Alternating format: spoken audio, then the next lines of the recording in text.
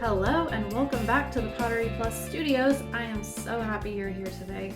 Today we're going to be talking about making test tiles. And I know that sometimes, especially if you're working in a studio situation where you have to wait for kiln firing cycles, test tiles can be something that feel like they just really cause our process to lag behind because instead of putting your pieces into a kiln, you're putting in test tiles. So just to start off with a little tip, what I used to do was I would go ahead and let myself use glazes on my finished pieces that I hadn't tried before. But in the meantime, like when I was working in a group studio, I would just put a few test tiles in each kiln so that I could start gathering information about the glazes that were available to me and just kind of get those few test tiles back each time and maybe kind of see if I had any interesting results. And if I didn't, I hadn't lost anything in the meantime. So that's one version of doing test tiles is you just consistently do little batches at a time.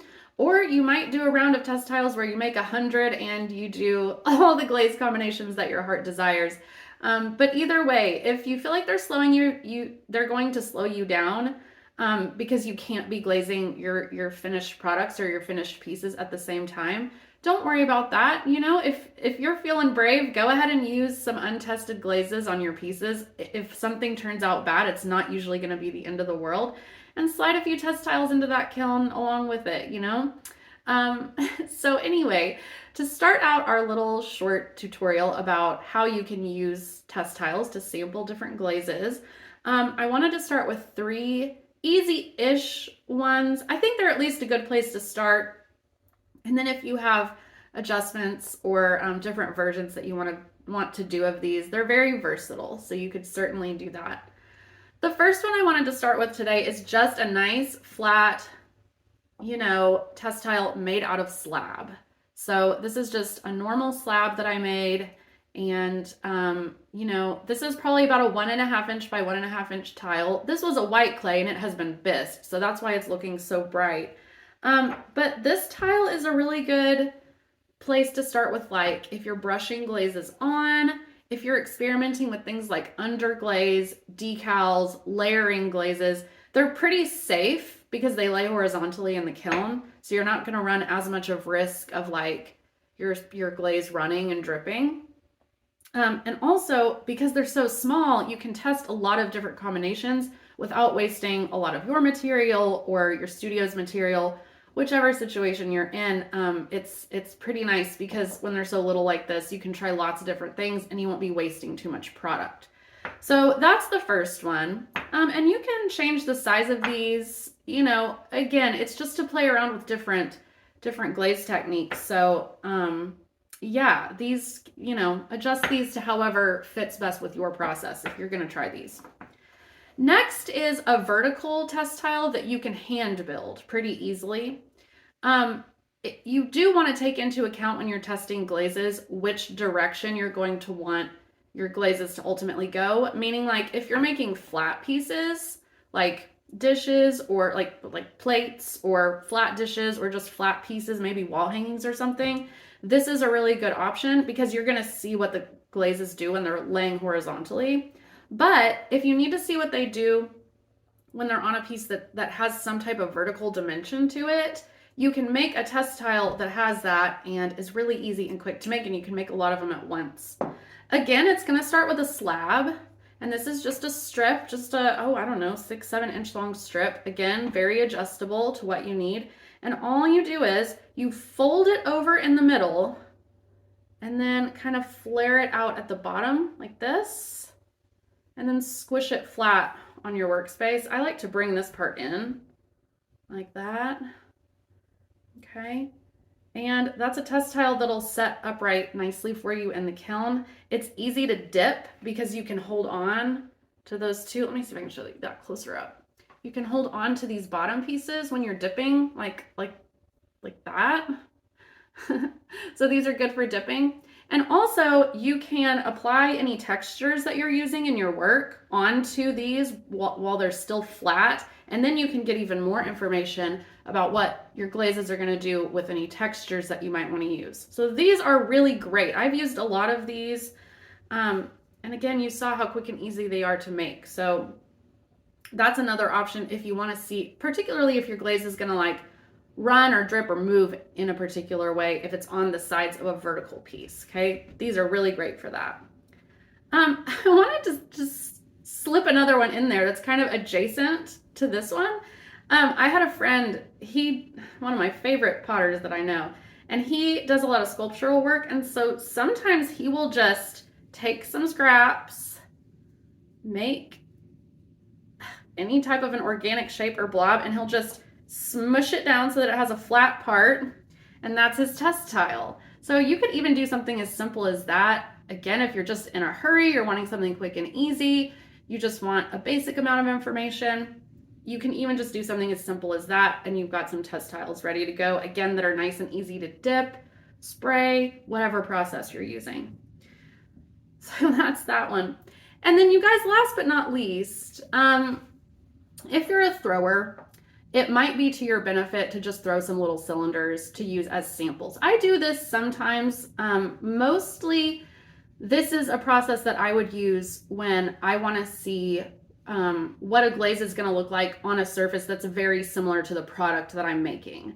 So for example, if I have a line of mugs that are ready to be glazed, but I want to like double check that my glaze is going to work, I will throw like kind of mini versions of the mug. I don't add handles and trim and all that, but sometimes it's good to have like that extra bit of information of like, what does this glaze do on a form, a surface that's kind of like almost identical to what you're going to be using it for. So, you know, if you're not a thrower, you don't really need to do this. But if you are, I have found that throwing some little cylinders, if I can just kind of whip them out quickly, that's really helped me in the past to get a better picture. Because, you know, if you have a test tile like this is a very different surface from a thrown piece. And so glazes will kind of, you know, they can vary based on things like that. So that's just something to think about. If you can make some little sample tiles, and I've even seen you guys where people will throw and like cut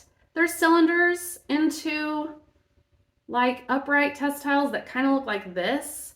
If you do that, they need to have a bottom on them, but you can kind of like cut them into slices after they've stiffened up a little bit, and you can even just have like a thrown surface that way as well and make yourself more than one test tile out of each cylinder.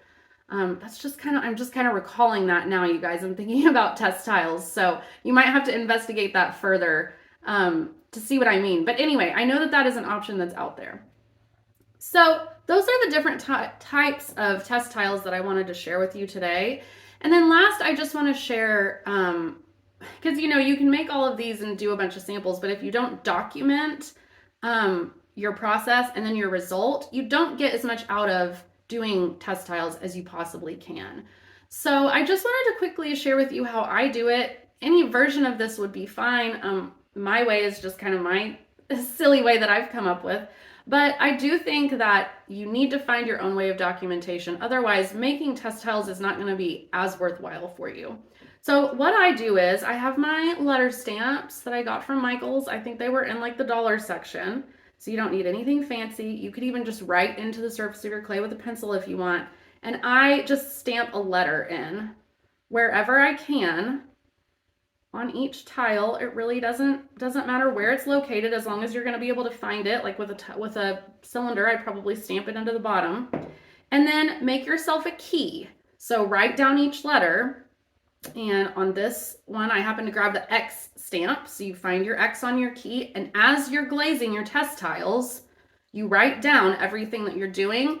And then I like to even sit down after everything's been fired with like a coffee or a beer and write down the results and how I liked them. Because that way, even if you know, particularly if you're working in a group studio and you want to kind of review your results, you don't have to lug your actual samples around. Because if you document how they turned out and if you liked them or not, then you will just always have that information just in a little document, even just on your phone, laptop, on paper, whatever. It's just an easier way to quickly access that information.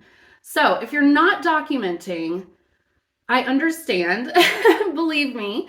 I used to try to have my adult students write down everything that they would do because I just know that feeling of like doing a cool glaze combination and thinking in the moment that you'll remember it and then not, and being like, oh, gosh darn, and like being mad at yourself because you came up with a cool combo or, whatever it may be, and you just can't remember exactly what you did.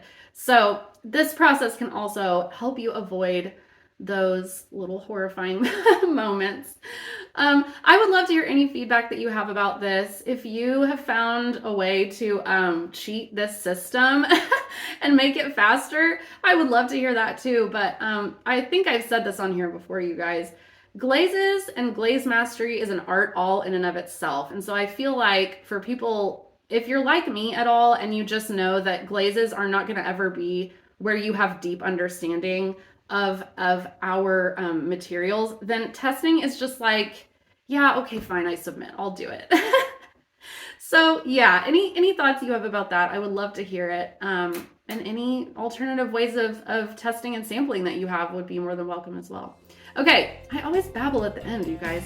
I'm gonna go. I'll see you in 2 weeks. I hope it's an awesome 2 weeks for you, and I hope to see you there. Have a great day. Bye.